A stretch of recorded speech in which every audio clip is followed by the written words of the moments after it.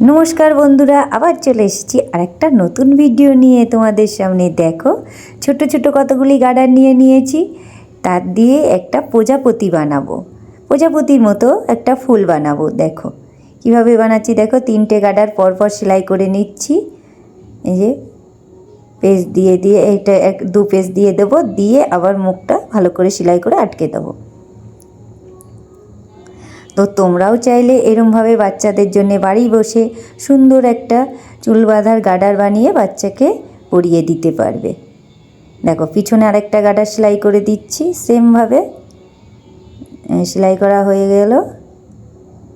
দেখো কেটে দিলাম সুতোটা।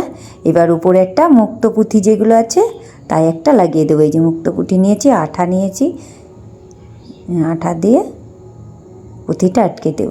তো কেমন হয়েছে গার্ডারটা অবশ্যই কমেন্টে জানিও।